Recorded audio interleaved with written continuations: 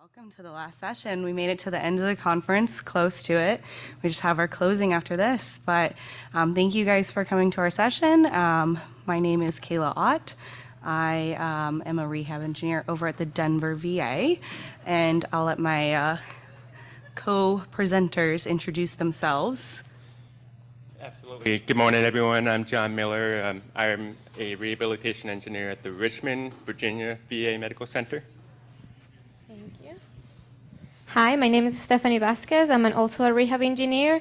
I work at the University of Pittsburgh, but I'm going to represent today as UPMC for the Center for Assistive Technology.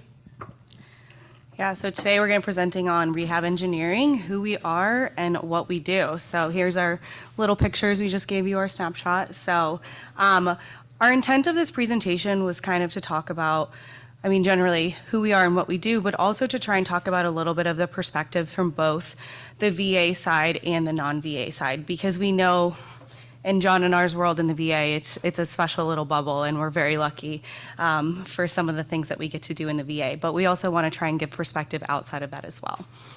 So just disclosures, again, we work for the Department of Veterans Affairs, John and I, and Stephanie is employed by the University of Virginia, the University of Pittsburgh, but we have no financial disclosures. We will be referencing kind of a myriad of products throughout this presentation, just as examples for case studies and things like that, but we have no financial relationship with any of those product manufacturers or anything like that. So going through our agenda today, we're kind of going to talk about what the definition is, what our roles and operations are as rehab engineers, what areas that we actually act in a clinical setting, who we work with on a clinical team, kind of the variety of people that we work with, our service delivery process. That's always super important to talk about. We're going to go through some case studies, different examples of how rehab engineering is applied, and then also talk about 3D printing and how we're applying that in our field. I know that's always a big topic that we want to address. We're going to talk a little bit about reimbursement models. It's always we could probably have a whole hour-long presentation on that alone, so we'll just touch on it just a little bit, and then talk about the future, talk about what some of those barriers are, what some of the opportunities are, and how we continue to grow moving forward. So just quick review of our learning objectives. What a clinical rehab engineer is. We're going to talk about 3 different roles that we can operate in, how a clinical rehab engineer fits into that transdisciplinary team in a clinical setting, and then 1 method to impact the long-term growth of our field. So to start off, we want to kind of get a little bit of audience participation. So if you guys have a smart device, you can either scan the QR code or go to slido.com and put in this code. But and it should be on the next slide as well. We just want to get a little bit of background. Who is in this session? Who's wanting to learn more about what we do?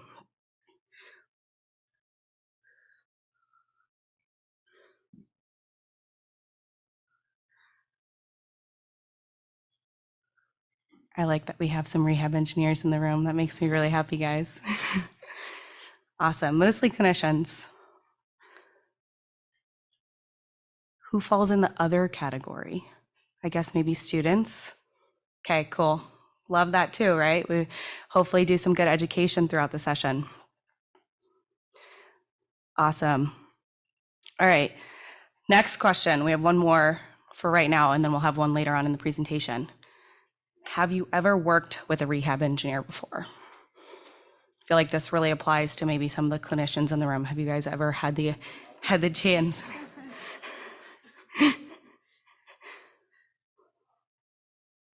The fact that yes is in the majority also makes me really happy, guys, which is great. Cool. Okay, so we're going to move on. Thank you. I think I'm going to use this one because if I stand behind the podium, no one's going to see me. So, well, I guess a lot of you worked with a rehab engineer. So what you're seeing on the screen right now is the definition, something that you can also find in the RESNA paper position in the white paper. But technically, what I want to discuss today is more about how we actually apply it. So being engineers, we are at the clinic, it could be in an inpatient or outpatient setting, but we're still applying our engineering side. So that could be the customization, modification, or even the fabrication of technologies. But we're really looking forward to work with people with disabilities and trying to improve or gain their function or skills. So starting from that, these are three main pillars on how we work as a clinical rehab engineer. So the primary part is the direct service delivery. And part of the direct service delivery, you probably have heard from other panelists, it's not going to be only in-person one-on-one, but it can also be remote. So this is going to be where we start with all the assessment, and you're going to hear us through talking about all the steps that we're going to be differentiating from each other in this case, but we all as clinical rehab engineers focus on the needs and the goals of the person. We also are part of the industry design and the development, so we really have a very deep understanding, and we're very curious, I have to say, for all of us. We continue to work with the industry because we need to understand both the pros, the cons, and the limitations of the technology. And finally, the rehab technology research side. So we know that there's a lot coming up, and especially on the technology, things evolve really quickly, and we have to keep up to date, not only with the research, but also the outcome measures that we need to apply in our practice.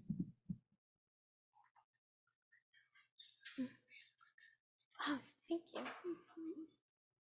Okay, so let's start with the rehab tech integration and the customization.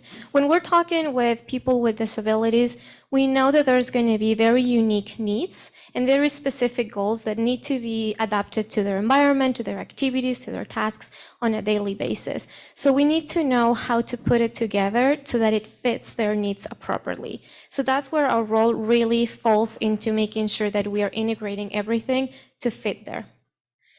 Research and development, we already talked a little bit more about this, but we always get in touch with a lot of researchers and on the industry side to make sure that we are also putting our voice out there to identify the needs that we see in our population to make sure that we also see them in the future. Some of the things that we are constantly doing as part of rehab engineers is education and training. So it could be at the university level, school level, but primarily for our peers. We noticed at the beginning there's 63% of people here who have worked with a rehab engineer, but there's still not 100%, right? So we still need to raise awareness for even undergrads to even the specialties and therapists that have already plenty of knowledge, but we may want to make sure that we know how to work together as part of this team. Finally, for project management, as clinical rehab engineers, we work with a lot of teams, but we also need to know how we are working with our clientele. So that's going to be a lot of steps that you're going to see as part of our service delivery, but we need to know that we're starting from the beginning, following up, and monitoring everything that we're doing. So that part of management is really important for us. And finally, outcome measures, because we need to make sure that we are meeting the expectations and the needs of our clients.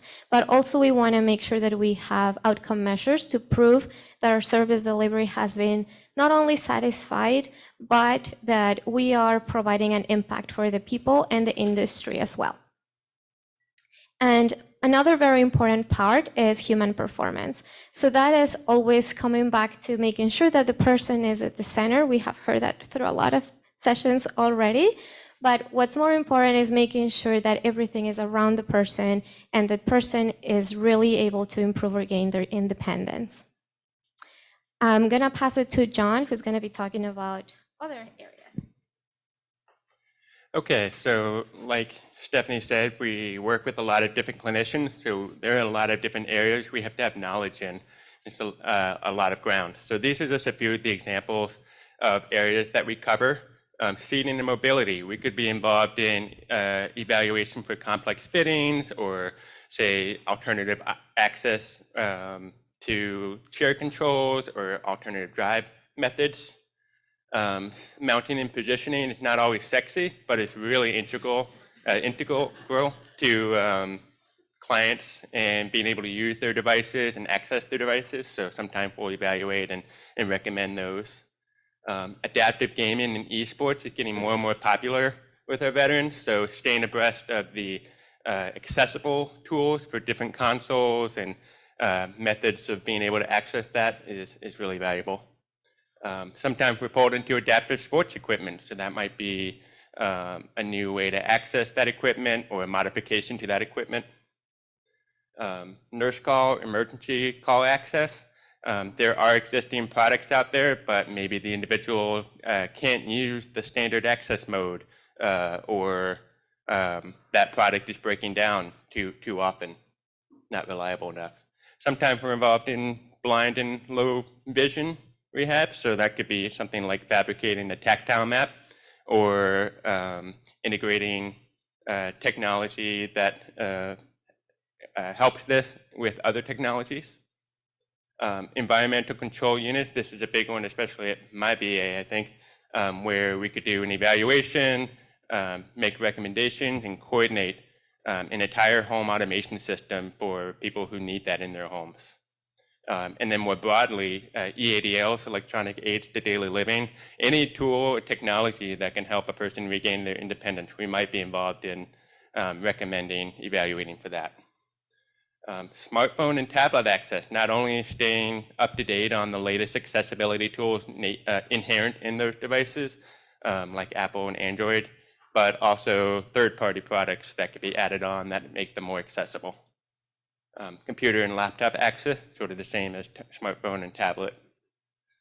Electronic cognitive devices, using apps or products that could be used to individuals with brain injuries or memory issues. And then last but certainly not least, AAC devices. So that could be programming custom functions into those devices or integrating those systems with other areas such as alternative drive or environmental control units. So we certainly do things outside of these areas, but we have a really large breadth of knowledge that we have to keep up with.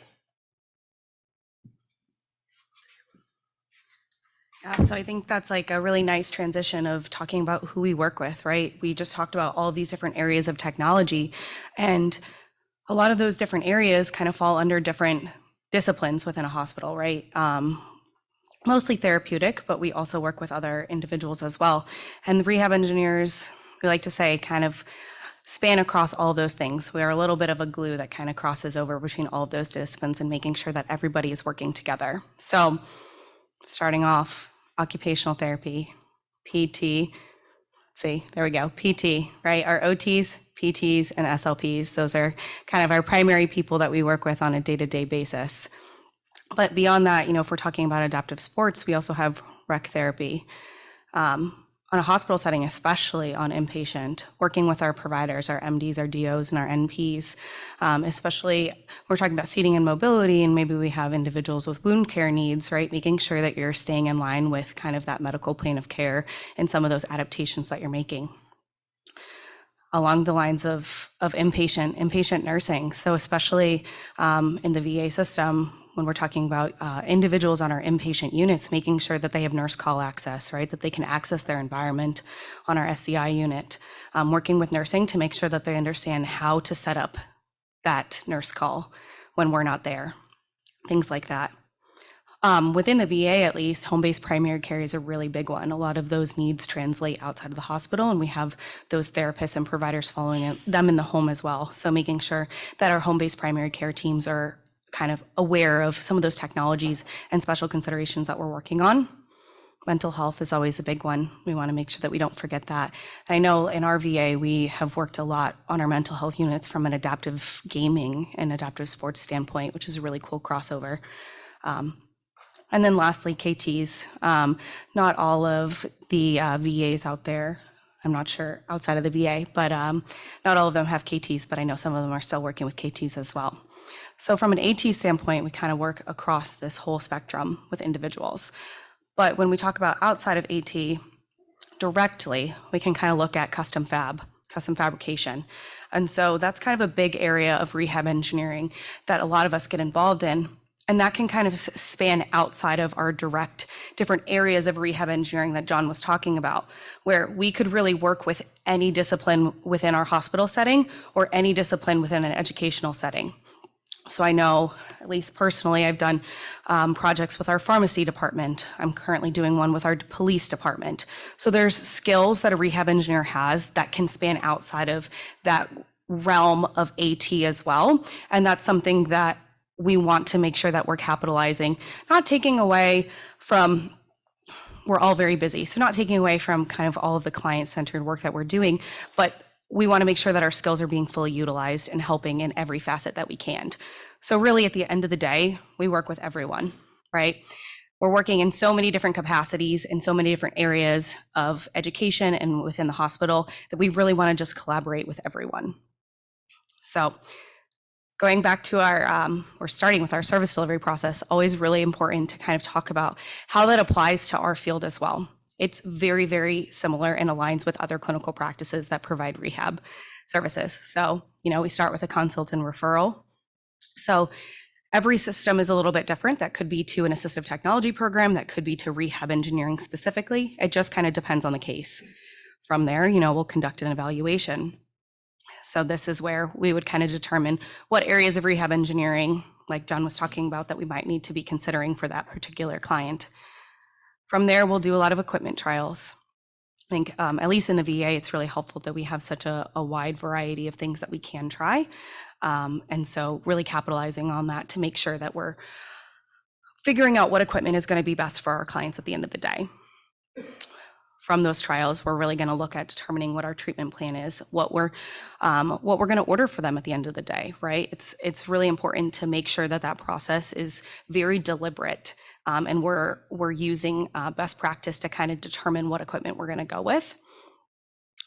And then funding from there, right? Once we figure out what we want to use with our client, how are they going to pay for it? In the VA, a little bit easier, but in the private sector, and we'll talk about some of these differences between the VA and non-VA systems, but funding can be a really huge either deciding factor or leading you a different way, depending on what funding is available. We're going to do a lot of equipment training. We all know that abandonment rate within the field of assistive technology and wheelchairs is so high, right? So making sure that not only our clients, but also all their caregivers, all their support system are educated on the piece of equipment that we're recommending. I mean, this could be from low tech to high tech, but even low tech pieces of equipment, if someone isn't confident on how to use it or in what settings to use it, they're not going to, right? It's a change in their daily life that they have to get used to. So if we're already experiencing that with low tech, I mean, thinking about how much training needs to go into some of these really high-tech solutions that we'll probably talk a little bit in some of our case examples. Follow-up is always super important, right? We talked at the beginning a little bit about outcome measures, and I'm going to make my pit plug, right? I did outcome measures, and it's ingrained in you when you go to school here, but it's so, so important to conduct those follow-ups and understand, is that equipment still working for you? If it's not, that's okay. Let's start over. Let's figure out why it didn't work. But if you don't do follow-ups with your clients, you will never know, right? They could be sitting on the shelf and it's dusty at that point, and it could be 3 weeks later after you gave it to them. But doing those follow-ups and making sure that we're understanding what's working, what's not working for them, that's how we continue that relationship and making sure we're meeting their needs as best as possible. And if we're not, like I said, let's reassess those goals. Let's look at different solutions. And that's where I think some of that custom fabrication can come into it, right? If we've tried so many different things off the shelf to meet a particular AT need or AT goal for our client, and those things aren't working, that's where we can use some of those custom fabrications and skills as an engineer to kind of develop something that might work a little bit better for them. So I think that's where that crossover and working clinicians with rehab engineers is so, so valuable. So next, we're going to kind of talk about going through that service delivery process. What are some of the similarities and what are some of the differences when we talk about the VA system and non-VA system? Because there are a lot of different things. So to start off with our consult or referral. So within the VA system, we really typically see individuals within our visit network, which is veteran integrated service network, which is kind of our range within every VA. But we also, especially as rehab engineers, we can get consults or referrals from outside of our VISN. We've done a lot of work, and John and I meet once a month, and we constantly talk about this of our interfacility consults and working with other systems that maybe they don't have a rehab engineer. So coming to us and working all together, and we're very collaborative. But that's not always the case in non-VA world. So I'll let Stephanie kind of speak to that side a little bit more. Thank you. So for our side, because we are on the private industry, well, technically a nonprofit, but still is on the private side. So we're going to get different referrals from different sources. So that could be even within the network from our internal clinicians, that could be the sitting and mobility team, but also we work a lot with the state office of the vocational rehabilitation. So in this case, in Pennsylvania would be OVR, but we're continuing to expand that. So we continue to work with schools, we're working with other organizations. So we really have different sources for referral process, and we get to see, I would say, a much broader range of clients with also different ages. So I've seen people from children's. One day I remember I saw one person that was 5 years old, and in the afternoon, 95 years old. So you can really see like a broad spectrum of people with completely different needs. Yeah, that kind of goes well next into the evaluation portion, right? Our populations that we see, like Stephanie's talking about, is a bit different. We're not seeing 5-year-olds in the VA, right?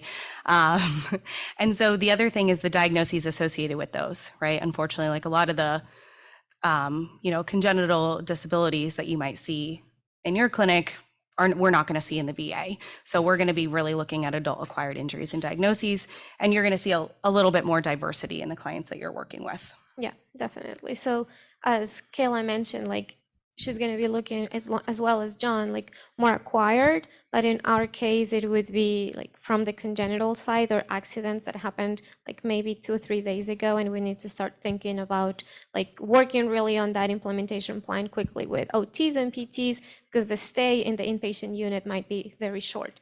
I think I forgot to say that I also go to the inpatient unit, but I also go to the inpatient unit. So, oops. So kind of moving along the process, when we talk about what equipment we're able to try and consider for our individuals, for all of my VA people in the room, I'm sure you'll like the little whole health buzzword right here, as we've all been talking about whole health. But in reality, all that means is that we're able to kind of consider the picture of our client outside of just the mobility device or AT need that they have directly in the moment in their house, right? We have a little bit more flexibility to consider types of equipment that work outside of the house, right? We can include recreation goals in some of those things that we're talking about. Room, but also around her house, of course, because she cannot lift her arms at all. So she needs a lot of technology in her house. And as you can imagine, she just said, I want to work and be more independent. I can't use the computer, but I know how to. So she really had the skills. She discussed with me everything that she was doing before this happened, and she was really frustrated. So some of the interventions that you can see here, it looks like a trackball, but why did we do a trackball there, right? We just talked, she doesn't have a lot of range of motion in her arms or wrist, but with the proper positioning and mounting of this, including the ergonomics, we got to find a sweet spot where we can accommodate her because she has small range of motion in her fingers. So she was very successful with the trackball. In this case, we did a lot of trials with different models, and her speech is intact. Now, adding some settings for her phone improved her capability of using and navigating a lot more than she used to do before. And now, of course, environmental controls. We figured out this could be another alternative with a foot latch opener, so now she can access that. Now, I do have to say this, as part of rehab engineers, the wording from our funding source is going to be critical. So the door opener could be a safety issue, right? But OVR is never going to look at safety, because the goal again is employment. So now that is something that as rehab engineers we also need to be aware of.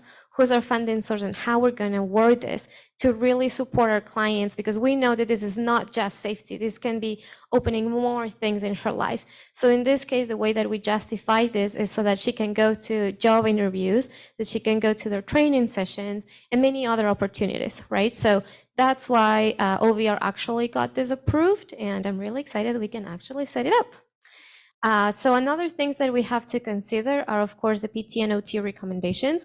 Because she is currently undiagnosed, then OTs and PTs have a limited implementation plan at the moment. So now that she's again in the inpatient unit, we can have a brand new implementation plan with brand new goals. So that is, again, like another goal that we can have by adding CHC, which is the community health choices.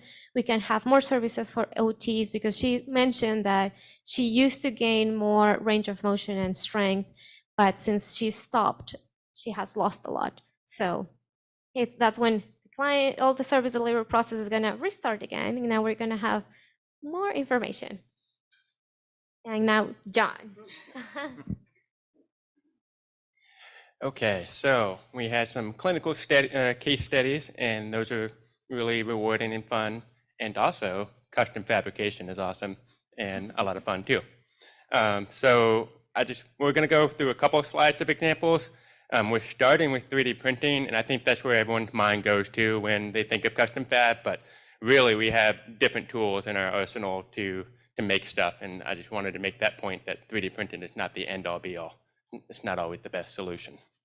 So just some quick examples. So over here on the in the corner, we have an adaptive recreational spray can tool. So this is for an individual who had loss of fine motor control in his upper extremities, and he was an artist. He did spray painting, and he actually was good enough to sell his paint or his art on Etsy, and he wanted to continue doing that. So we 3D printed this holder for his cans, and then he had enough strength with 2 fingers to press the nozzle, but not 1. So we had this little clip-on for the nozzle so that they could transmit the force of 2 different fingers onto the nozzle. So just for time, I might skip a few examples, but here in the middle, we have adaptive utensil holders. So slides into a universal cuff. It's got slots in it so that you can put a utensil in and get it exactly at the right angle so the individual could feed themselves. And my coworker put cobra eyes on it because he thought it looked like a cobra snake. So I had a little fun with it. In the middle here, sometimes we have to make custom wheelchair joystick handles. So there's a ton of options out there, but sometimes there's just something that's wrong with every single option. It just needs a little tweak. You want a goalpost, but you need one of the sides removed to get onto the goalpost. So sometimes we'll make those for people. And if you see any examples that I don't go over that you really want to hear about, I'm happy to talk about them later. So another tool for custom fabrication is laser cutting. So this is one of my favorite toys in our workshop, and it is so much faster than 3D printing because you're just cutting existing material as opposed to building something with a 3D printer.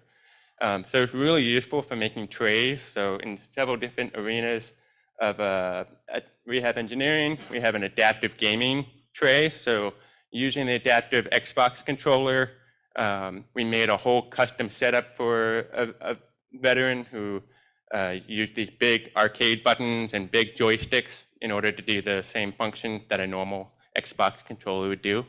And he could just set this on his lap, take it off his lap when he was finished with it.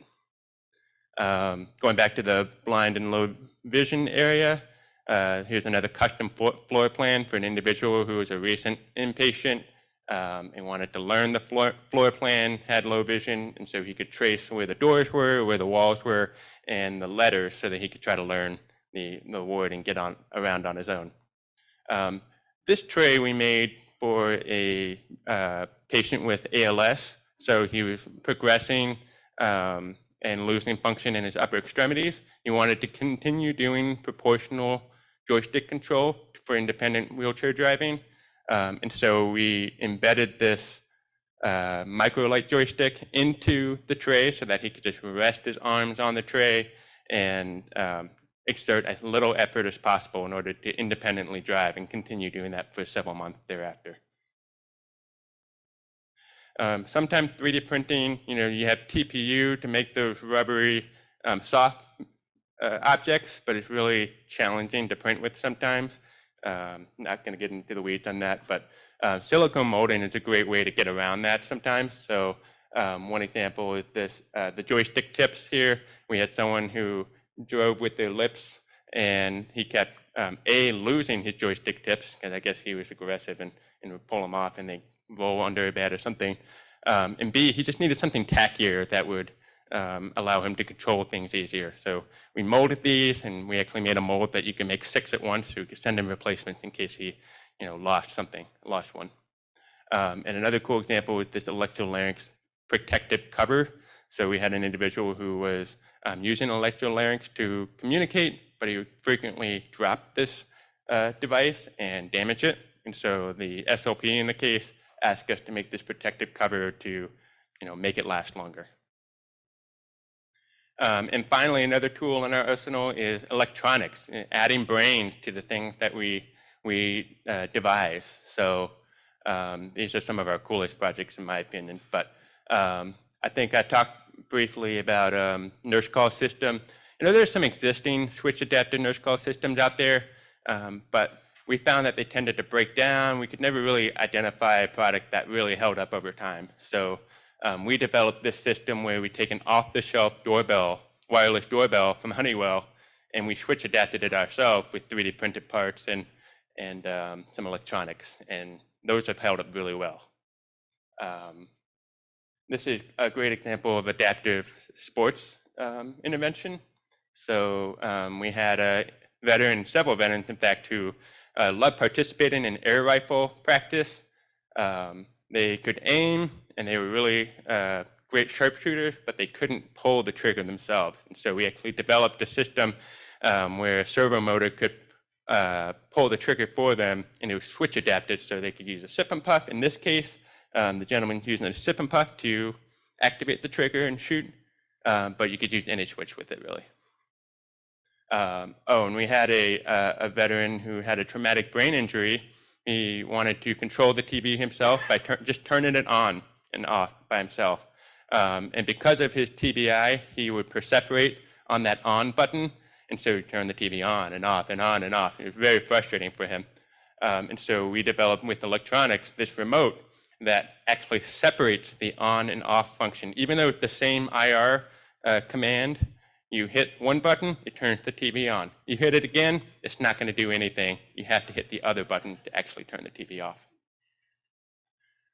And so a question we often get with custom fabrication is, well, you're making all these medical devices and you're not really doing it with much oversight. Aren't you worried about the FDA and liability and all those things? And I've heard that question even in another session where someone was worried about that. So the truth is, it's kind of a gray area right now. 3D printing in a clinical setting, there's not very many guidelines for it, and the guidelines that do exist tend to be applied more towards medical modeling or surgical cutting guides, that sort of thing. There's not a whole lot of guidance for assistive technology devices that are custom fabbed. And so some of the things that make us more comfortable with doing custom fab, first of all, the FDA is really focused on devices that are being sold and marketed. So the fact that we're not selling these, at least in the VA, we're not going to attract the FDA's attention unless we decide, hey, we're going to sell this product. They're also more likely to step in if you have a lot of reported adverse events. And so the easiest solution to that is to design so well that you don't have adverse events. And of course, you can never guarantee that, right? But one of the things FDA is concerned about is that people have a point of contact for that client, that user, to request recourse. So if something breaks, they know who to reach out to. So we always make sure we do that. And then in addition to that, we always make sure we pick projects that we're not concerned about that being a catastrophic adverse event. So for example, we had a project proposal where someone wanted a 3D printed aid to insert suppositories. And in the end, we ended up not doing that project because we just did not feel comfortable with the implications of making something that could enter somebody's body. We have a lot of text here. Don't feel obligated to read it. It's just there for reference. But basically, there is a CFR 890.5050, and it defines a daily activity assist device, which is pretty much 100% of what we make. And what it basically says is that those types of devices are exempt from regulatory oversight and regulation that other medical devices might be subject to. So in that case, that's something that we often point to as a reason why we feel we can continue making these devices. And finally, there is another provision where people who dispense devices to a client, so you have OTs who dispense thermoplastic splints, you have audiologists who dispense hearing aids, you have all sorts of clinicians that dispense devices to somebody, and they may do modifications or adaptation to those devices, and they are not necessarily going to the FDA and asking for permission or regulation on their device, right? And so there's an argument to be made that rehab engineers could fall into this.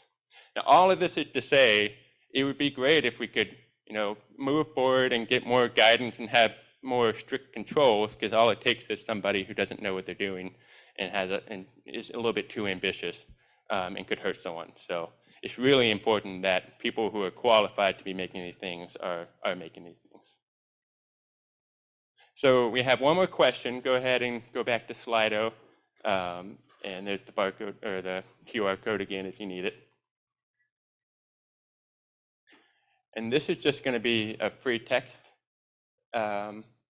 answer, but how do you think rehab engineers get reimbursed for their services? It's literally the million-dollar question.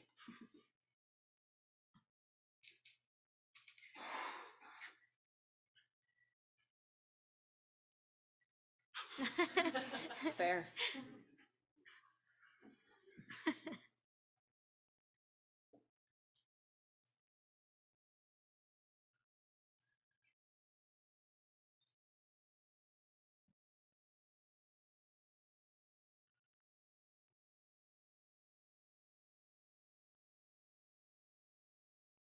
Okay, so we're going to be benefits, vocational rehab, no idea. Any other suggestions? I was going to ask that question. Okay, It's a great question. Group billing.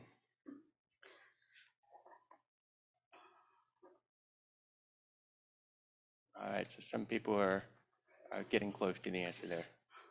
Yeah. So you want to take over? Cool. Yeah. All very good answers. It's kind of, they don't in a true capacity, but what we're going to kind of talk about, they're not reimbursed. Yeah. So looking back, little deep dive into CPT codes, right? We have two main areas that we're talking about. We have AT and wheelchair management. So we have, 97755, 97542. The biggest thing, and this is where kind of we could talk for a very long time about this. The 97755, right? There's no ATP stipulations in that code. However, with 97542, individuals with an ATP can work and bill for their time working on wheelchair management. So that's where we kind of get into a little bit of a larger conversation about certifications, right? And promoting ATP. So currently within the VA, we really don't get reimbursed for our time at all. In the private sector, you also don't get reimbursed for your time, right? She's co-treating with PTs, OTs, SLPs that are billing for that treatment time. And in our case, we technically submit for our time, but I don't think the VA, I know the VA is not actually get reimbursed for that time. And that's where this is a really tricky conversation, because how are hospitals, how are VA facilities, how are clinics going to justify hiring a rehab engineer if they're not pulling in any money, right? That's like the million-dollar question, and that's where it's really tricky. Again, this is a larger conversation. There's a lot of conversations out there about, if rehab engineers and clinicians are working together, then they can offload some of that clinical time that clinicians can see more patients and make up for it. While that's a great approach, it's a little bit of a Band-Aid fix, right? As a profession, we always want to continue moving forward. And so talking about on a greater capacity, if we're providing these types of services, we want to move towards being able to get reimbursed for those services that we are providing, right? We have a significant amount of training in this area as well, and that's a whole nother conversation about education and backgrounds and things like that we'd be happy to answer outside of the session. But if we're providing those services like you all providing the services, then I feel like there needs to be further conversation about this reimbursement model, right? It's not great right now, and we know that, and that's where it gets really tricky. We get questions all the time about, well, then what makes it worth it to have a rehab engineer? And so that's why we kind of really wanted to talk a lot about integrating into that clinical model, right? Being partners with the clinicians, because we work so well together that you can understand the value of us on a team. And hopefully the more that we do that and the more that we have that conversation, the more we can move towards hospitals justifying these positions or different teams justifying these positions. So we know that that's just a small snippet. So hopefully you guys don't have too many questions about it, because we're not going to do a deep dive, but kind of along that conversation, looking forward, right? What are our next steps? What are things that we've just kind of started talking about? It, some of the barriers that we're talking about, right? We're here to educate on what rehab engineers are and how we fit into this team, because there's such a lack of understanding of what we do, right? During the open session, or the opening session, right? I think they had talked about the RESNA Track and they mentioned our presentation. I think her comment was, we're all a little scared of rehab engineers. We're pretty cool and nice people, I would like to think, and pretty easy to work with most of the time. But we just want to educate and again, looking at marketing, right? We want to promote what we do and where you can find us, and we're not everywhere. And so hopefully this is a really good opportunity for us to connect, and then you guys can use this as resources as we're continuing to have these conversations and moving forward. And then obviously reimbursement, right? These are all issues that we're facing in this field. And so kind of diving in a little bit more into that lack of understanding, right? How do we fit on a rehab team? What is that value on that team? Hopefully a few of those case examples kind of proved that we do have value in those different cases when you have complex patients. That lack of knowledge and understand and support from leadership in whatever system that you work for, right? It's really hard, again, to justify this position. And so I know from a VA standpoint, we've done quite a few presentations within the last year within our own system of care of being like, here are how we can apply within our polytrauma setting, within our SCI setting, within our PMRS, within our physical medicine rehab setting, right? There's so many different areas, and we just need to talk to the right people. That also leads into that employing future roles, right? If people don't understand what we do and you don't know our value and you don't have leadership, then it's going to be really hard for rehab engineers to find jobs who want to work in clinical settings, because it's a great opportunity and it's a unique area, but also the other way around, right? You don't have funding, then you can't employ. It's kind of this big circular pattern that if we don't break one part, we're never going to get out of it. And so it's really difficult. So we want to look at kind of some of the things that we've talked about as a team that we want to look at, like short term and then also long term. And again, there's always lofty goals. We always have lofty goals in this field. So just little snippets, but. Thank you. Thanks. So for the short terms, this is something that we decided to split up a little bit, because these are actions that we can take today and that we are currently doing. So starting with educating and marketing. So part of it is our efforts, not only in the VA side, as Kaila mentioned, they are doing a lot of presentations. We are as well, and we are working with the students.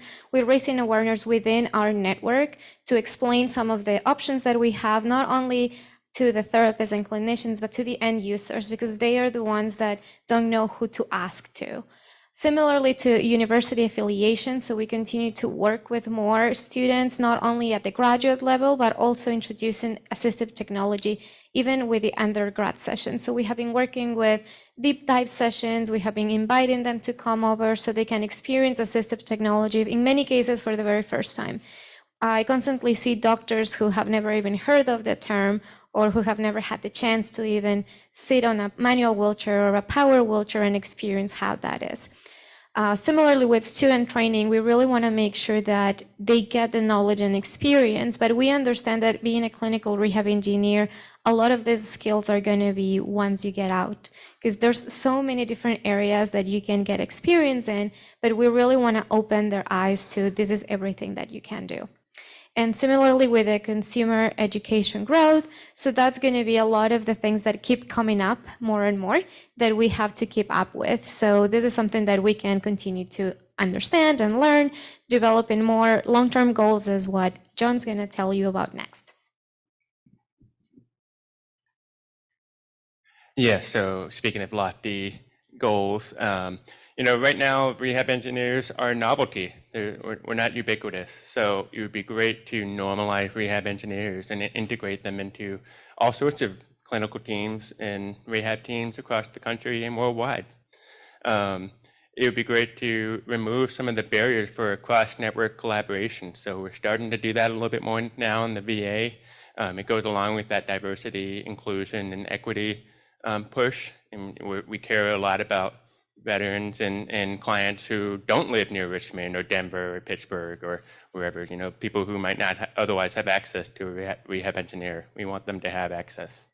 The loftiest of our lofty goals is to get CMS funding for our AT services. So like Kaila said, we can get funding for wheelchair services sometimes, but we've gone over a lot of things today that don't have anything to do with prescribing or evaluating for wheelchair services. So there's a lot of work to be done to get more funding for reimbursement. And then, this is pretty self-explanatory, but we just want to increase the field of rehabilitation engineering worldwide. We want to see more rehab engineers in the US and internationally.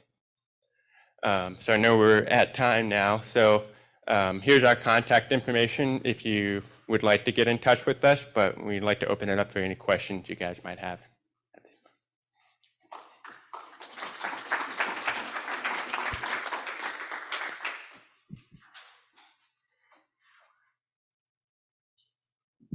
Hi, my name is Ariva. I am an assistive technology specialist, but my job responsibilities are pretty much a rehab engineer.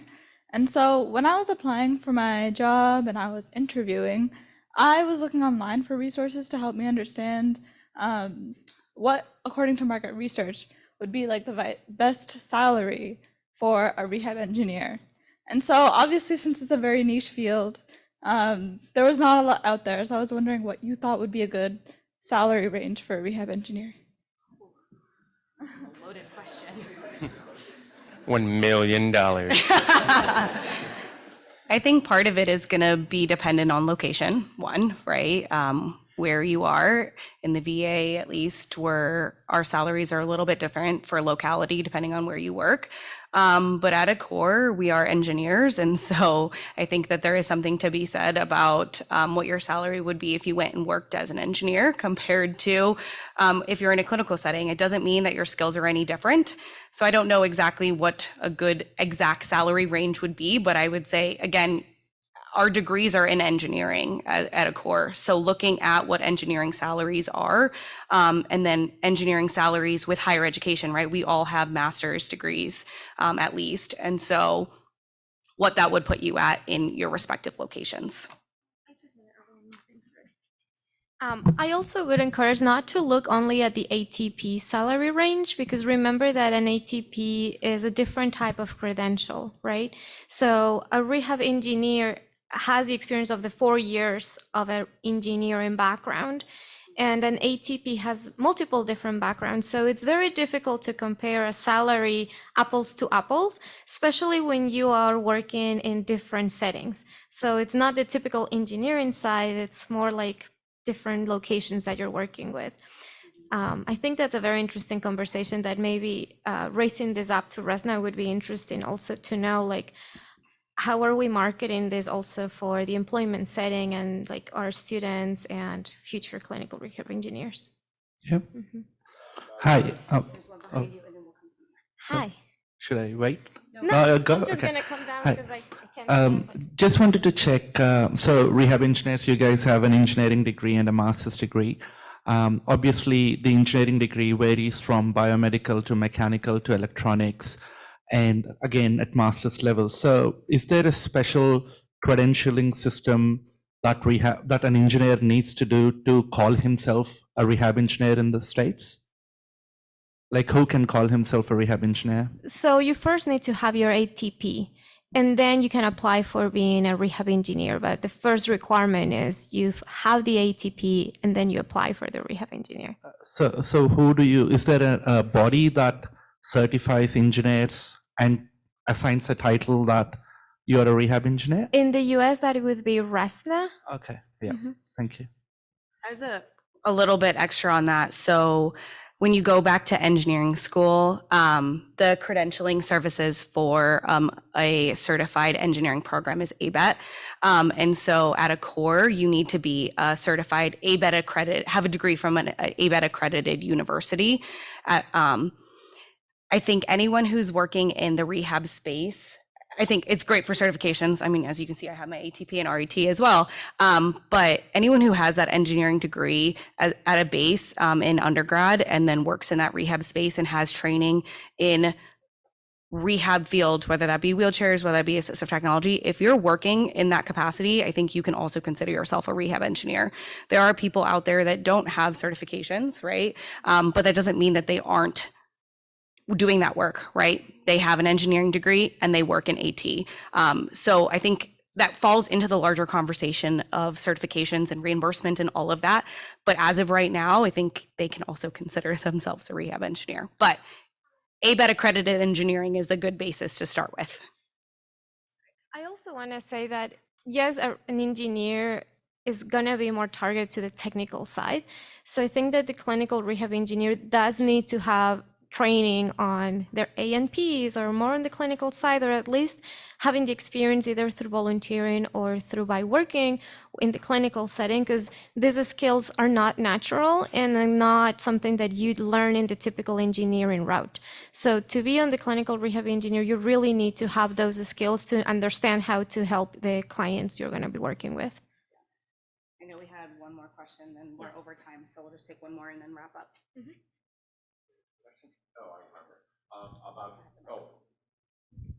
Yeah, hello. About 20 years, RESNA did a survey with the RETs on what is the salary, and there were results 20 years ago, and it helped me get a raise. So it was nice. Maybe we need to do that again. Perfect.